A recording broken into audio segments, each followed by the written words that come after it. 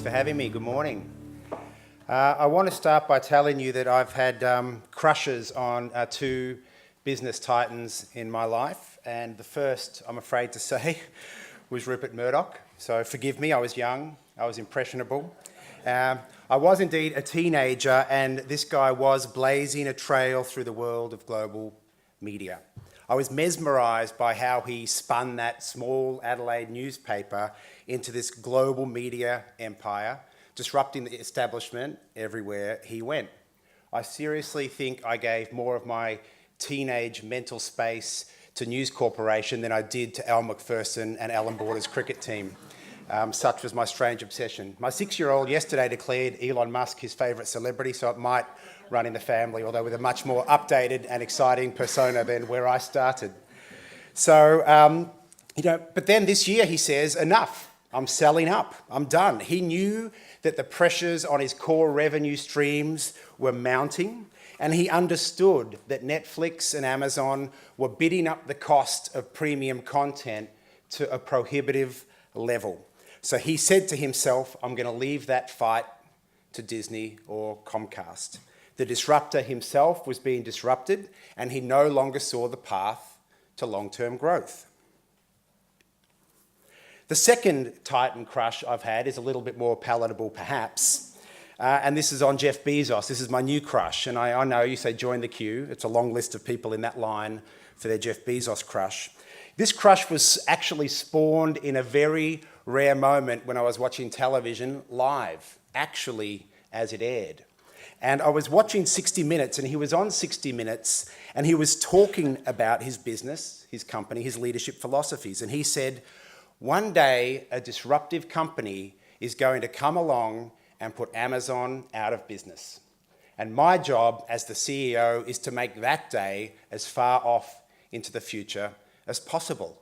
And I thought, holy shit, here's the richest man in the world, the leader of the world's second most valuable company, at the top of his game. They're eating the world right now. He's at the height of his powers, and Amazon is at the height of theirs.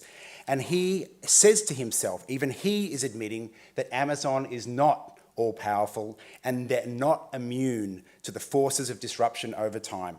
These forces will eventually consume everybody. I'm watching this, I thought, Jeff, you had me at hello. I was so surprised by that. So then the official title of this presentation is Future-Proofing Our Business, a Network Perspective. But if Rupert Murdoch couldn't future-proof his business, and Jeff Bezos doesn't ultimately think that he can future-proof his, is this something that we have a reasonable right to expect? And I don't believe we do, at least not in the permanent sense of that idea.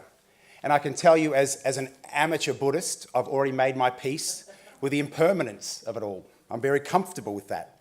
But I do think it's wholly reasonable to answer the second part of the Bezos thesis, which is how do we push our demise much further into the future? How do we prolong the game? How do we get fairly paid? And how do we grow in the marketing services game today? And how do we accomplish this in a world that is experiencing unprecedented levels of disruption? So I'm going to tackle those questions today with a perspective that's very much shaped by my position as the leader of a large multinational media agency network. Okay. So at its heart, the way forward starts with optimism, like all good journeys. Of course, it also starts with expertise, new capabilities, leadership, speed, efficiency. It has all those things as well, but it's much more than that. Being optimistic in the face of radical disruption isn't easy. It requires us to let go of a lot of fear, which is becoming a practiced art for me and my leadership team. It requires to let go of that fear. And at Wavemaker, we say the spirit we use to encapsulate this is this ethos of let's make the future. And this statement at Wavemaker simply reflects the spirit of optimism and self-belief that drives our people to get excited about the disruption in our business and the transformation that we are driving. It means being brave, being determined, and making sure that the intensity and scale of our efforts, of our response, is always greater than the size of any challenge that we face. And that's the spirit when we say at Wavemaker, let's make the future. This is what we're embodying in our ethos. So it's in the spirit of that optimism that I want to start with 3 declarations, if I may. Well, maybe not start. I'm probably a quarter of the way through now, but near enough. 3 declarations. Okay. The first is that I'm a parochial believer in the future of agencies, a partisan believer in the future. We are not at or near the end of the line, and all of the pundits, saying differently, are on the wrong side of history. The second thing I believe is that just because collectively we will survive and thrive doesn't mean that individually we will. It's a contested time in our industry, and there will be winners and there will be losers. The third thing I declare is that who wins and who loses, who grows and who doesn't, will be determined by the actions that you have taken over the last few years and the actions you take over the next few. And so, hopefully, you haven't been sitting around waiting for this speech before taking action. I suspect you haven't. And perhaps the Terminator captured this sentiment best when he said, "There's no fate but the fate you make." And that is absolutely true in our times. So then, given that context and given this conversation is all about growth, it's important that we have a quick reality check. If growth is our principal focus, who has it and who doesn't? And the first, we can tell you, you know this, that our traditional clients don't have it. For example, according to Mintel, traditional CPG is in serious decline and insurgent CPG is growing quickly. Tech disruptors do have it. Big tech accounted for 40% of all the gains in the S&P 500 in 2017. Big agencies do not have it. The past 12-month growth rates for the big 5 agency holding companies were minus 1% at the WPP end, up to 3% at the Omnicom end. Not earth-shattering growth. And big consultants do have it. According to research from Redburn Securities, they grew at 23 to 63% in 2017 in the areas where we see them the most in the advertising business. So to all of the consultant deniers out there, and there are still far too many, I'd say the time has come to pull our collective heads out of the sand. Just because we aren't seeing the consultants very often in our pitches does not mean we are not getting beaten by them. They are winning without the pitch. They are growing by getting contracts from their buddies, the FTSE 100 CEOs. Okay? And it's costing us growth, and it's driving us to cut our prices and commoditize our business. That's the fact. And so to summarize my view here about the nature of the game, agencies are being commoditized within an out-of-date and low-growth paradigm. The big idea-centered, advertising-supported world of growth. And I'm not saying big ideas aren't important. They are. But they are not the transformational growth drivers of enterprises that they once were, at least not alone. They're not seen that way by the CEOs and the CMOs who make those decisions. Management consultants, however, are flourishing as digital transformation experts within a high-growth paradigm, the experience-centered digital transformation view of growth. And this is where they're beating us today, and they're not satisfied. They want to go deeper and deeper into execution than ever before. So our belief at Wavemaker is that any definition of the addressable market here needs to include the marketing, digital transformation, and experiential work that these consultants are delivering. This is the playing field we must win on because this is where the growth is occurring. And I absolutely believe we can, but we have to start, and the road to higher growth must start with an honest admission about the nature of the game. So, with this in mind, with this context in mind then, there is one simple question that we ask ourselves at Wavemaker that is guiding our own strategic decision-making around this paradigm, and that is this: how can we grow our share of client growth problems? That's it.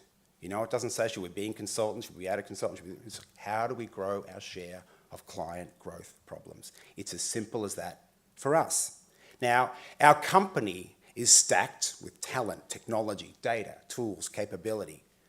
We have an entrepreneurial spirit and an orientation toward invention that courses through the veins of many of our 8,500 people around the world. We have easy access to 100,000 plus more great people in the world of WPP. Most of the raw materials we need to win are at our disposal. Most of them are here. The question is, how do we reformulate these ingredients into new solutions to client growth challenges? And how do we use those solutions to win a bigger share of these problems? This is the question we ask ourselves when we set the strategic direction for the company. It's also the question being asked by every one of our client leaders, our market leaders, our practice leaders, our country leaders, all around the world. It's the question many of our people ask themselves individually when they come to work every day. And it's our belief that when we ask and answer this question often enough, the accumulation of marginal gains will lead to growth that exceeds the industry. That's our belief, and that's how we're running the business. And that's our goal as a company. So then let's talk, that's all well and good, let's talk about Wavemaker's strategy to get at that growth. And this for us can be best understood through 4 broad pillars. So I've defined the problem, this is our strategy, we're executing the heck out of it. So if we've got the definition of the problem right and the strategy right and the execution right, we'll win, and we are in the process now of learning if any one of those things is on base or off base. But it's these 4 things: our organising principle, our solutions, our product stack, and our culture. And I'm going to spend about the next 10 minutes unpacking these 4 things. And also, as I unpack that, in the spirit of trying to be generous, I'm going to demonstrate some of the specific tactics and innovations we're deploying against each of these pillars to ensure that in our conversation, we get beyond the platitudes and into some of the substance about what we're trying to do at Wavemaker. So let's start with the first one, our organising principle. I want to start by this, and it's really captured in this statement. We say at Wavemaker, bound together by our purchase journey obsession, we help clients translate audience insights and behaviours into smart decisions today for a prosperous tomorrow. This is our organising principle. What this means is that consumer purchase journeys are at the heart of Wavemaker's organising philosophy. We love purchase journeys because they create a clear focal point for our work with clients that is centred on their growth.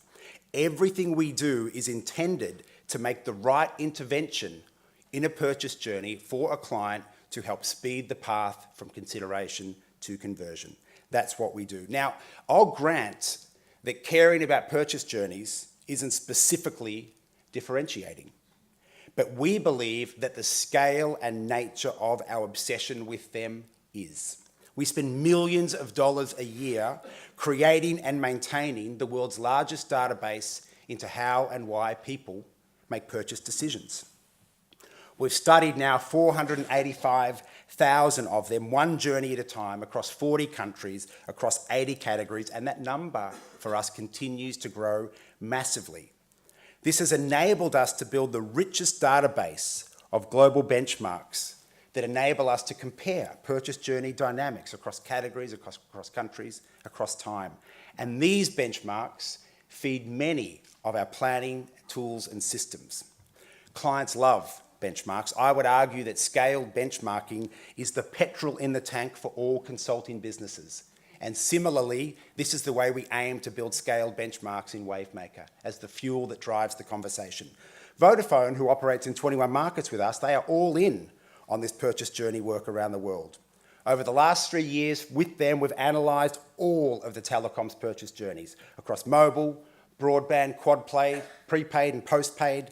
They are all the different Vodafone, and what we find with them is the Vodafone brand has a very different role to play and very different strengths and weaknesses in those different journeys. The growth opportunities are different for each one and in each market. And with the aggregated intelligence we're building with this one partner as an example, we can do a few things. First, we're categorising the dynamics of different journeys. We can understand why the broadband journey is different than the mobile network journey, and we can define the different role that brand and channels play in each context. Second, we create benchmarks between countries, allowing us to share insight and to socialize common problems and solutions across the networks.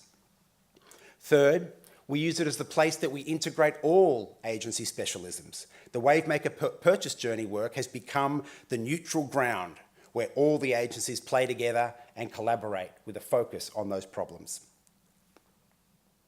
The second thing I want to describe in the second pillar for us are our solutions. Our solutions. Now, the words media, content, and technology appear at the bottom of the Wavemaker logo, and this is our simple acknowledgement that the ingredients of a media agency and a media agency solution have evolved dramatically over the years. And it's at the intersection of these three words that all of our client solutions live. There are a couple of things that are important to know about the way we think about solutions for clients at Wavemaker. First is that our ability to grow them is completely underpinned by this purchase journey obsession.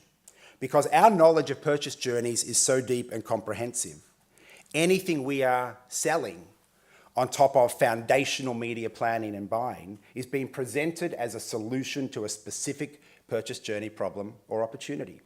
We know why we're asking for additional scope. We know what the specific benefit to the client will be. And this is one of the ways we compete with various specialists in our integrated agency model. The second thing to understand is that our solutions are evolving very rapidly, so we can continue to grow that share of client growth problems. Today, our solutions are broadly categorized into these 5 areas: media, content, performance, commerce, and platforms. I expect this will continue to evolve. And as it stands today, our content business is generating 11% of our total annual sales. In some markets, it's 30%.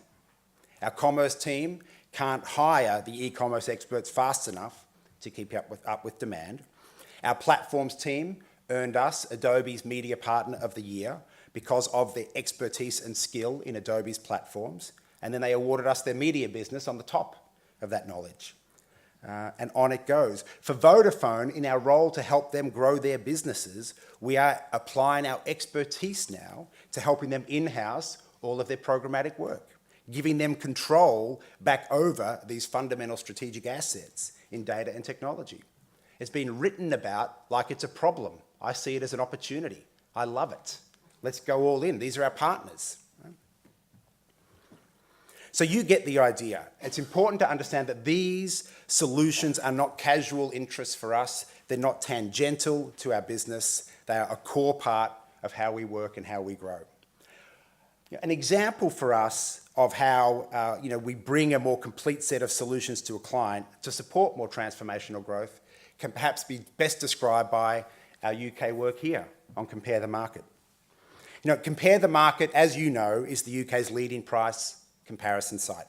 It's a tough competitive category and where businesses need to build both strong, distinctive brands and they need to understand how to convert customers. Our work with Compare the Market and our interconnected brand equity, econometric and digital attribution models with them show them the contribution of their marketing investments in ongoing brand building and in short-term conversion. Our optimization tools built on those models tell us where, when, and how much to invest for short-term and long-term returns, and we tell them with each investment how long until they get a payback on that investment and until it's achieved. Our programmatic and paid search stack is powered by real-time client data, and it's best in class. For Compare the Market, we are proud to be running what Google themselves describe as the best run paid search account in all of EMEA. And we're using content, AI optimization scripts, and all manner of other innovations to keep that account on the cutting edge and to keep Compare the Market's business growing. So the Wavemaker today that runs the Compare the Market is almost unrecognizable than the company it was 2 to 3 years ago. And our intention by continuing to evolve our solutions is to make the Wavemaker of 2 to 3 years from now almost unrecognizable from the one that exists today, absent other than the core spirit of the organization. From a solution standpoint, it is going to continue to evolve at that pace. The third strategic growth pillar for us is our product stack. Wavemaker is a great product and technology company. Our product team is led by Jason Dormio, our Chief Transformation Officer, formerly our UK CEO. And Jason and that team are tasked with integrating third-party technology, Group M and WPP technology, and our own products built by our engineering team in Poland, and integrating those things into a coherent stack that scales and distributes our ability around the network to solve more client growth problems. The team really owns the enablement layer of our organisation, and we treat their work as seriously as any technical product organisation would. There are a couple of things I want you to understand about the work that our product team does. The first thing they're doing is they are scaling our ways of working. At Wavemaker, we believe massively in the power of individual human creativity. But for many of the things we do in media, there is only one right way to do them. And in these cases, we need to use our product stack to support the standardization of best practices. So for example, we use our cross-media product across 52 countries, which is an excellent cross-channel optimization system. And not only that, it uses built into the product agent-based modeling to help our programmatic buyers understand hotspots and gaps in the audience delivery of paid media. So we can go and find and top up audiences programmatically. So we're evolving that stack and that product to bring the right marriage between traditional media and programmatic media as we bring that into an integrated solution. Second, this team is working hard and driving hard at automation and AI. And the reason all of our groundwork as an agency on scaling our ways of working is important is because it's foundational to the automation and AI enablement of our business. I agree completely with the comments made earlier about how this is what we do to elevate the ingenuity and creativity of our people. It's to automate and standardize low value-added commoditized work using the machines to do that. It's a big focus for us in our business.